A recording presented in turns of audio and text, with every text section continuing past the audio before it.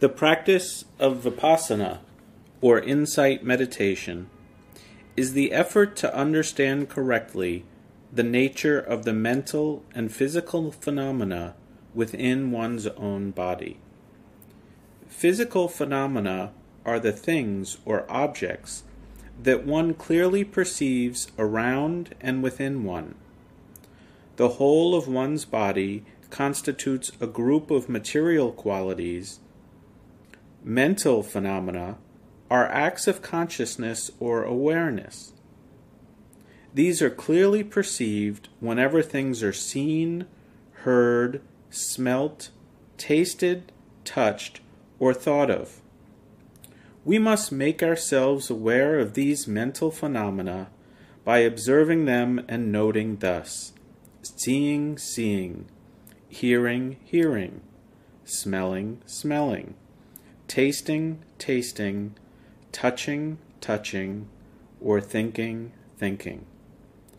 Every time one sees, hears, smells, tastes, touches, or thinks, one should make a note of the fact. However, in the beginning of one's practice, one cannot make a note of all of these events. One should therefore begin with noting those events which are conspicuous and easily perceivable. With every act of breathing, the abdomen rises and falls. This movement is always evident. This is the material quality known as the element of motion. One should begin by noting this movement, which may be done by mentally observing the abdomen. You will find the abdomen rising when you breathe in and falling when you breathe out. The rising should be noted mentally as rising and the falling as falling. If the movement is not evident by just noting it mentally, keep touching the abdomen with the palm of your hand. Do not alter the manner of your breathing. Neither slow it down nor make it faster. Do not breathe too vigorously either. You will tire if you change the manner of your breathing. Breathe steadily as usual and note the rising and falling of the abdomen as they occur. Note it mentally, not verbally. In meditation, what you name or say doesn't really matter. What matters is to know or perceive. While noting the rising of the abdomen, do so from the beginning to the end of the movement, just as if you were seeing it with your eyes. Do the same with the falling movement. Note the rising movement in such a way that your awareness of it is concurrent with the movement itself. The movement and the mental awareness of it should coincide in the same way as a stone thrown hits the target. Similarly with the falling movement. Your mind may wander elsewhere while you are noting the abdominal movement. This must also be noted by mentally saying, wandering, wandering. When this has been noted once or twice, the mind stops wandering, in which case you return to noting the rising and falling of the abdomen. If the mind reaches somewhere, note it as reaching, reaching. Then return to the rising and falling of the abdomen. If you imagine meeting somebody, note it as meeting, meeting. Then return to the rising and falling. If you imagine meeting and talking to somebody, note it as talking, talking. In short, whatever thought or reflection occurs should be noted. If you imagine, note as imagining. If you think, thinking. If you plan, planning. If you perceive, perceiving. If you reflect, reflecting. If you feel happy, happy. If you feel bored, bored. If you feel glad, glad. If you feel disheartened, disheartened. Noting all these acts of consciousness is important. Because we fail to note these acts of consciousness, we tend to identify them with a person or individual. We tend to think that it is I who is imagining, thinking, planning, knowing, or perceiving.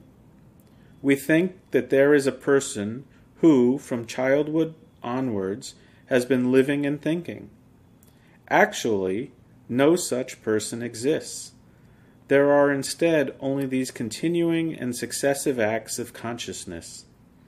This is why we have to note these acts of consciousness and know them for what they are.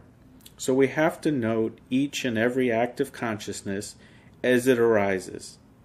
When so noted, it tends to disappear. We then return to noting the rising and falling of the abdomen. When you have sat meditating for a long time, sensations of stiffness and heat will arise in your body. These are to be noted carefully too. Similarly with sensations of pain and fatigue, all of these sensations are difficult, they're unsatisfactory, and noting them is noting sensations or feelings. Failure or omission to note these sensations makes you think, I am stiff, I am feeling hot, I am in pain. I was all right a moment ago, now I am uneasy with these unpleasant sensations. The identification of these sensations with the ego is mistaken.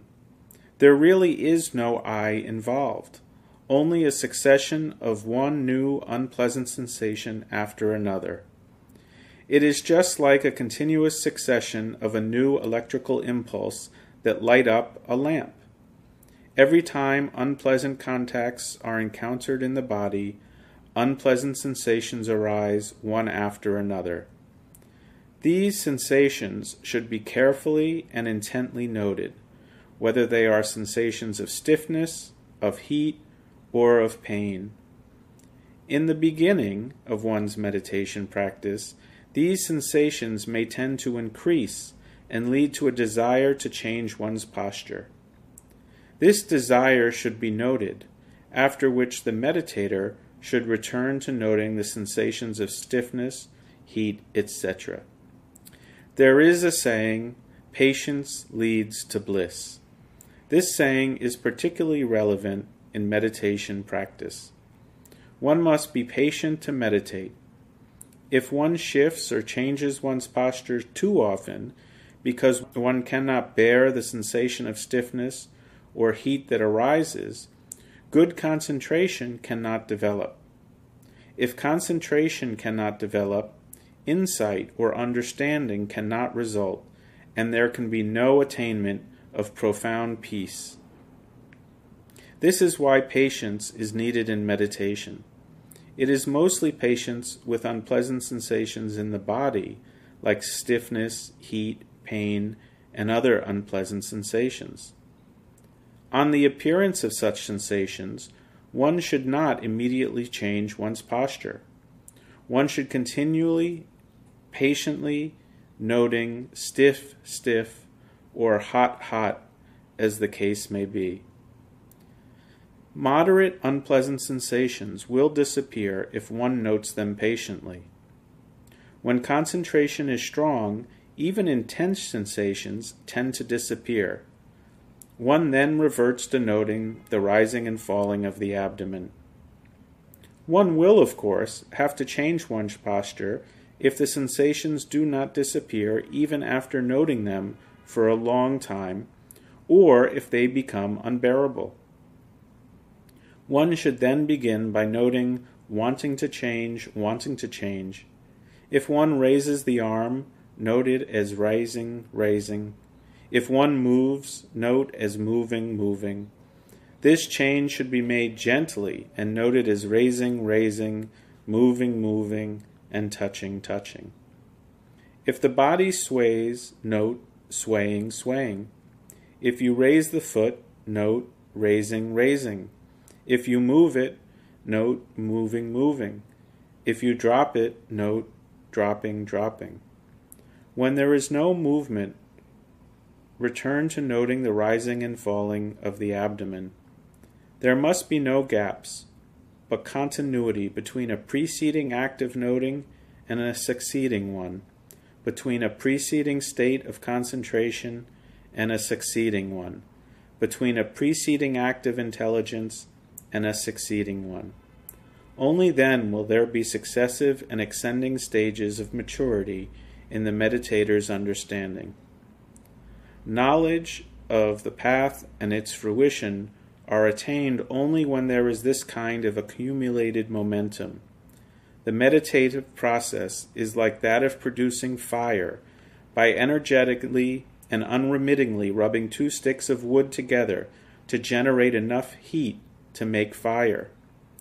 In the same way, the noting in mindfulness meditation should be continuous and unremitting, without any interval between acts of noting, whatever phenomena may arise.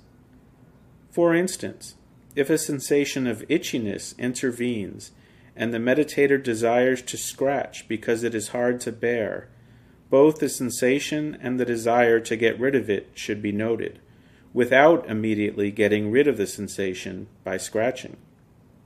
If one perseveres, the itchiness will generally disappear, in which case one reverts to noting the rising and falling of the abdomen. If the itchiness does not disappear, one may eliminate it by scratching, but first the desire to do so should be noted. All these movements involved in the process of eliminating the itch should be noted, especially the touching, pulling, and pushing, and scratching movements, eventually returning the attention to the rising and falling of the abdomen. Whenever you change your posture, begin by noting your intention or desire to change, and note every movement closely, such as rising from the sitting posture, raising the arm, moving, and stretching it. You should note the movements at the same time as making them. As your body sways forward, note it. As you rise, the body becomes light and rises. Focus your mind on this. You should gently note as rising, rising. A meditator should behave like a weak invalid. People in normal health rise easily and quickly or abruptly. Not so with feeble invalids, who do so slowly and gently. The same is the case with people suffering from backache, who rise gently, or else they might hurt their backs and cause further pain. So also with meditators. They should make changes of posture gradually and gently. Only then will mindfulness, concentration, and insight be clear. Begin, therefore, with gentle and gradual movements. When rising, the meditator must do so gently like an invalid, at the same time noting as rising, rising. Not only this, though the eye sees, the meditator must act as if blind. Similarly, when the ear hears. While meditating, the meditator's concern is only to note. What one sees and hears are not one's concern. So whatever strange or striking things one may see or hear, one must behave as if one does not see or hear them, merely noting carefully. When making bodily movements, the meditator should do so slowly, gently moving the arms and legs, bending or stretching them, lowering the head, and raising it up. When rising from the sitting posture, one should do so gradually, noting as rising, rising. When straightening up and standing, note as standing, standing. When looking here and there, note as looking, seeing. When walking, note the steps, whether they are taken with the right or the left foot. You must be aware of all the successive movements involved, from the raising of the foot to the dropping of it. Note each step taken, whether with the right foot or the left foot. This is the manner of noting when one walks fast. It will be enough if you note thus when walking fast and walking some distance. When walking slowly or pacing up and down, 3 stages should be noted for each step: when the foot is raised, when it is pushed forward, and when it is dropped. Begin with noting the raising and dropping movements. One must be fully aware of the raising of the foot. Similarly, when the foot is dropped, one should be fully aware of the heavy falling of the foot. One must walk noting as raising, placing, with each step. This noting will become easier after about 2 days on intensive retreat. Then go on to noting the 3 movements as described above as raising, pushing forward, placing. In the beginning, it will suffice to note 1 or 2 movements only, thus right step, left step when walking fast, and raising, placing when walking slowly. If when walking you want to sit down, note as wanting to sit down, wanting to sit down. When actually sitting down, note attentively the heavy feeling of your body. When you are seated, note the movements involved in arranging your legs and arms. When there are no such movements of the body, note the rising and falling of the abdomen. If, while noting, stiffness or sensations of heat arise in any part of your body, note them. Then return to noting the rising and falling. If a desire to lie down arises, note it, and the movements of your legs and arms as you lie down. The raising of the arm, the moving of it, the resting of the elbow on the floor, the swaying of the body, the stretching of the legs, the listing of the body as one slowly prepares to lie down, all these movements should be noted. To note as you lie down is important. In the course of this movement, that is lying down, you can gain distinctive knowledge. When concentration and insight are strong, distinctive knowledge can come at any moment. It can arise in a single bend of the arm or in a single stretch of the arm. One practitioner was trying strenuously to attain full enlightenment overnight. He was practicing the whole night the form of meditation known as Kayagata Sati, noting his steps right and left, raising, pushing forward, and placing of the feet, noting event by event the mental desire to walk and the physical movements involved in walking. Although this went on until it was nearly dawn, he had not yet attained his goal. Realizing that he had practiced walking meditation to excess, and that in order to balance concentration and effort, he should practice meditation in the lying posture for a while, he entered his room. He sat on the bed and then lay down. While doing so and noting lying, he reached his goal. From the stage of the first stage, the stream winner, he reached the higher stages of once returner, non-returner, and arahant. Reaching these 3 successive stages of the higher path took only a moment. Remember this example.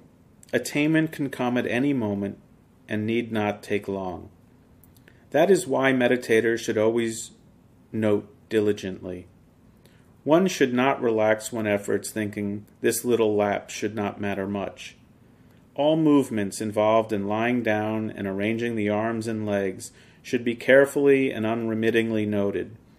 If there is no movement, return to noting the rising and falling of the abdomen. Even when it is getting late and time for sleep, the meditator should not stop the noting. A really serious and energetic meditator should practice mindfulness as if foregoing sleep altogether. One should go on meditating until one falls asleep. If mindfulness has the upper hand, one will not fall asleep. If, however, drowsiness is stronger, one will fall asleep. When one feels sleepy, one should note it as sleepy. If one's eyelids droop, as drooping. If they become heavy, as heavy. If the eyes smart, as smarting. Noting thus, the drowsiness may pass and the eyes may become clear again. One should then note as clear, clear, and continue noting the rising and falling of the abdomen. However determined one may be, if real drowsiness intervenes, one does fall asleep. It is not difficult to fall asleep. In fact, it is quite easy. If you meditate in the lying posture, you soon become drowsy and easily fall asleep. This is why beginners should not meditate too much in the lying posture. They should meditate much more in the sitting and walking postures. However, as it grows late and becomes time for sleep, one should meditate in the lying posture, noting the rising and falling movements of the abdomen. One will then naturally fall asleep.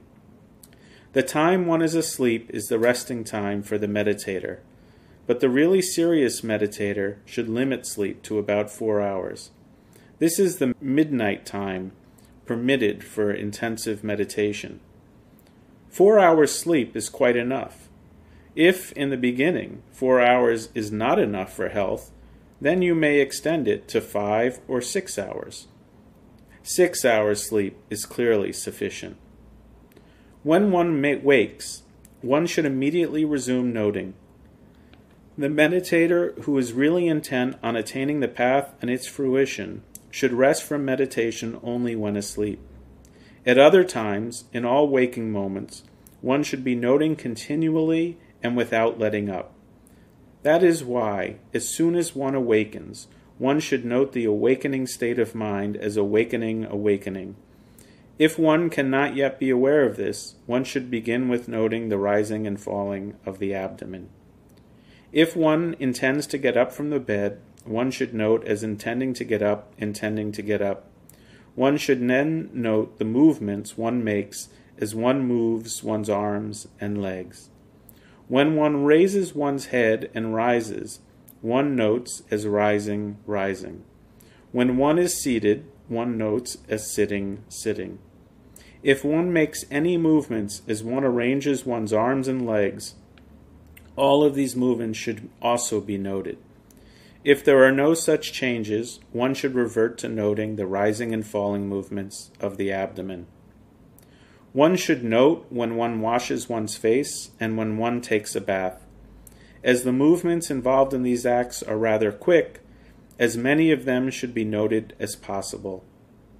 There are then the acts of dressing, of tidying up the bed, of opening and closing the door. All these should also be noted as precisely as possible. When one has one's meal and looks at the table, one should note as looking, seeing. When one extends one's hand towards the food, touches it, collects it, and arranges it, handles it and brings it to the mouth, bends one head and puts the morsel into one's mouth, drops one's arm and raises one's head again, all these movements should be duly noted. When one chews the food, one should note as chewing. When one comes to know the taste of the food, one should note as knowing, or tasting. As one relishes the food and swallows it, as the food goes down one's throat, one should note all of these events. This is how the meditator should note when taking each morsel of food. As one takes soup, all the movements involved, such as extending the arm, handling the spoon, scooping with it, and so on, should all be noted. To note like this at meal times is rather difficult, as there are so many things to observe and note. The beginner is likely to miss several things that should be noted, but one should resolve to note them all. One cannot, of course, help overlooking some, but as one's concentration deepens, one will be able to note all of these events precisely. I have mentioned so many things for the meditator to note, but in brief, there are only a few things to remember. When walking fast, note as right step, left step, and as raising, placing, when walking slowly. When sitting quietly, just note the rising and falling of the abdomen. Note the same when you are lying down, if there is nothing particular to note. While noting like this, and if the mind wanders, note the acts of consciousness that arise. Then return to the rising and falling of the abdomen. Note also the sensations of stiffness, pain, aching, and itchiness as they arise. Then return to the rising and falling of the abdomen. Note also as they arise the bending, stretching, and moving of the limbs, the bending and raising of the head, the swaying and straightening of the body. Then return to the rising and falling of the abdomen. As one continues their noting, one will be able to note more and more of these events. In the beginning, as the mind wanders here and there, one may miss many things, but one should not be disheartened. Every beginner encounters the same difficulty. But as one becomes more skilled, one becomes aware of every act of mind wandering until eventually the mind does not wander anymore. The mind is then riveted onto the object of its attention, the act of mindfulness becoming almost simultaneous with the object of its attention. In other words, the rising of the abdomen becomes concurrent with the act of knowing it, and similarly with the falling of the abdomen. The physical object of attention and the mental act of noting occur as a pair. There is in this occurrence no person or individual involved, only the physical object and the mental act of knowing it occurring in tandem. The meditator will, in time, actually and personally experience these occurrences. While noting the rising and falling of the abdomen, one will come to distinguish the rising and falling of the abdomen as physical phenomena and the mental act of noting it as mental phenomena. Similarly with the falling of the abdomen. Thus, the meditator will distinctly realize the simultaneous occurrence in pairs of these psychophysical phenomena. With every act of noting, the meditator will come to know clearly that there are only this material quality, which is the object of awareness or attention, and the mental quality that makes a note of it. This discriminating knowledge is called analytical knowledge of mind and matter, which is the beginning of insight knowledge. It is important to gain this knowledge correctly. This will be succeeded as the meditator continues by knowledge discerning conditionality. As one goes on noting, one will see for oneself that what arises passes away after a short while. Ordinary people assume that both the material and mental phenomena persist throughout life, that is, from youth to adulthood.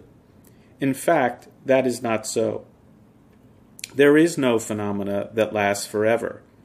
All phenomena arise and pass away so rapidly that they do not even last for the twinkling of an eye.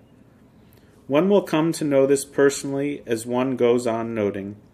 One will then become convinced of the impermanency of all such phenomena. This knowledge will be succeeded by recognizing the unsatisfactoriness due to the impermanence. The meditator is also likely to encounter all kinds of hardship in the body, which is just an aggregate of suffering. Next, the meditator will become convinced that all these psychophysical phenomena are occurring of their own accord, following nobody's will and subject to nobody's control. They constitute no individual or ego entity. This is the realization of emptiness. When, as one continues meditating, one comes to realize firmly that all these phenomena are impermanent, unsatisfactory, and beyond control, one will attain the deepest peace. All great practitioners have walked this path before. All meditating meditators should recognize that they themselves are now on this path, in fulfillment of their wish for attainment of knowledge of the path, its fruition. And following the ripening of these qualities within themselves, they should feel glad at the prospect of experiencing the high qualities of mind and tranquility brought about by concentration and knowledge. It will not be very long before you are able to experience this knowledge in yourself through this practice. In fact, it may be within a month or 20 days of meditation practice. One should therefore be content that one will attain this knowledge in the time specified above, and that one will be freed of wrong views and doubts. One should continue one's meditation practice optimistically with confidence. May you all be able to practice meditation well and realize these truths for yourself.